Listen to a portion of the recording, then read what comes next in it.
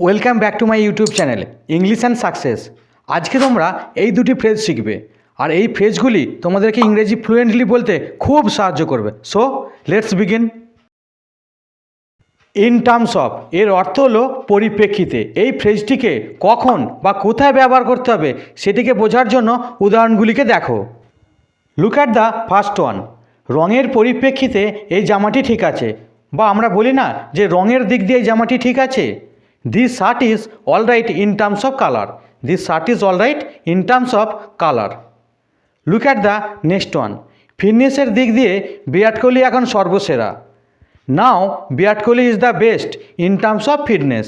Now Virat Kohli is the best in terms of fitness. মাইনার দিক দিয়ে আমার নতুন চাকরিটি আগের তুলনায় ভালো। My new job is better than my previous one in terms of salary. My new job is better than my previous one in terms of salary.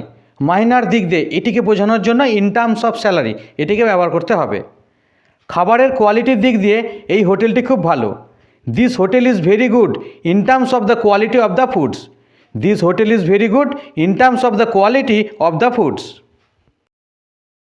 Look at the second phrase. By all means এর অর্থ হলো যে কোনো উপায়ে, যে কোনোভাবে বা সর্বত্রভাবে, যে কোনো সম্ভাব্য পন্থায়। উদাহরণগুলিকে দিয়ে একটু ভালো করে বোঝার চেষ্টা করো যে এটিকে কখন বা কোথায় ব্যবহার করতে হবে। তোমাকে যে কোনো উপায়ে আমাকে সাহায্য করতে হবে। You will have to help me by all means. You will have to help me by all means. যে কোনো উপায়ে আমি সেখানে ঠিক সময়ে চলে যাব। I will go there on time by all means. I will go there on time by all means. Now look at this one. যে কোনো উপায়ে তোমাকে ইংরেজিতে কথা বলা শিখতেই হবে।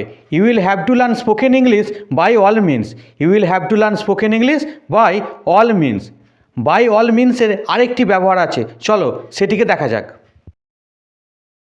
By all means is used to give permission or to allow. চলো কিছু উদাহরণগুলোকে দেখো। আমি কি আপনার মোবাইল ফোনটি ব্যবহার করতে পারি? Can I use your mobile? Can I use your mobile? By all means মানে হ্যাঁ আপনি পারেন। যখন তুমি অ্যালাউ করতে চাইছো তখন তোমাকে বলতে হবে ইয়েস, বাই অল মিনস। আমি কি এই ছবিটি নিতে পারি? Can I take this picture? Can I take this picture? By all means এর অর্থ হলো ডেফিনেটলি হ্যাঁ পারেন, অবশ্যই পারেন।